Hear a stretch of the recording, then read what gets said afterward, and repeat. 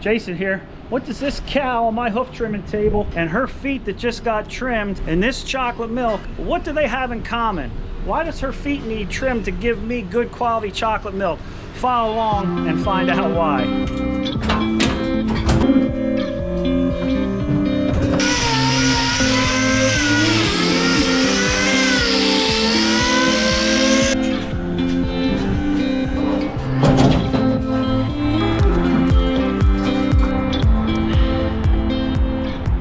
Chocolate milk, does it come from there, or does this chocolate milk come from here? I think we know the answer, guys, but anyway, I'm going to show you as a hoof trimmer what my job is to do to the cow's feet to ensure that you get good quality milk. Hey guys, welcome back. So today we're actually going to go out and trim some dairy cows' feet. So one of my jobs is, other than out there in the produce patch, which is right out there, I actually trim some dairy cows. And as a hoof trimmer, my job is to make sure that those cows have the best footing, the most sound footing, that they're happy and they're healthy for the dairy farm, and they produce good milk. And the reality of it is, guys, is if a cow can't walk, she can't eat. And if she can't eat, you know what happens. So dairy farmers in America and all across the world take hoof trimming very, very seriously. We work with the nutritionalists, we work with the vets that are on staff at the farm, and hoof trimming is an intricate part in the dairy industry to take care of those cows, to make sure that those girls are as happy as can be. So follow along on this little journey, and we're going to show you, we're going to go to a farm here today, and we'll show you how this is done.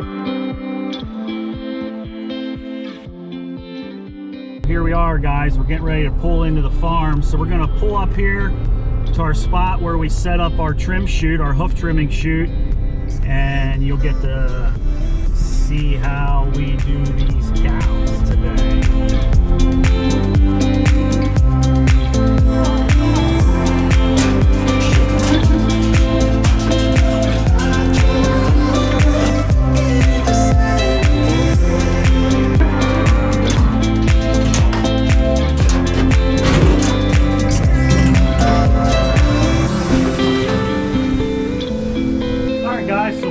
On the table, and we're going to go over why we trim cows' feet, what that has to do with milk production and the health of the cow. As you can see here, this foot's overgrown here. You can see that it's unbalanced, and we just want to level this foot up. This claw here, she's bearing more weight. I'll grab one of my hoof knives here.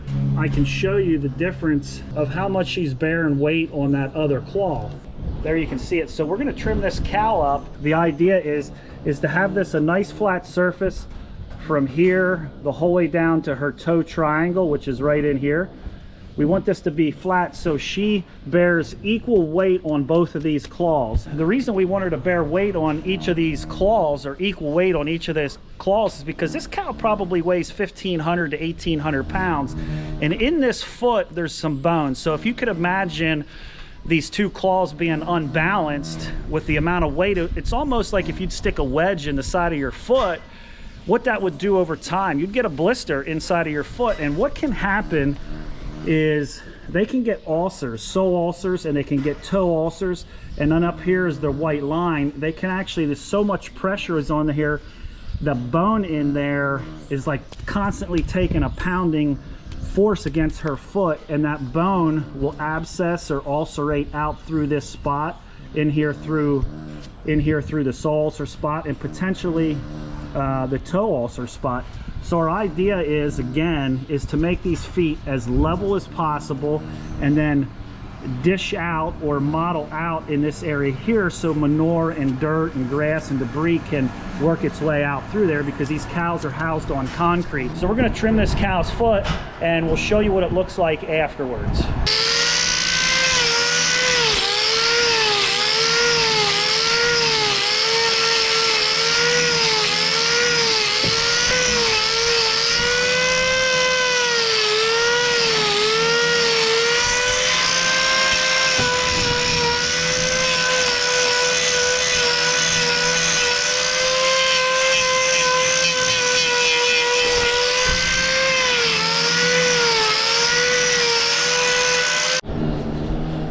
So as you guys can see, I'm all done with this cow here. We shortened the toe length here, and now you can see how level that foot is. So she's going to be bearing weight on this claw and this claw. Now I didn't do some work here, but there's no need to do that. So if I would take this claw down, now she'll be unbalanced. But as you can see here from this angle here, how level the feet are.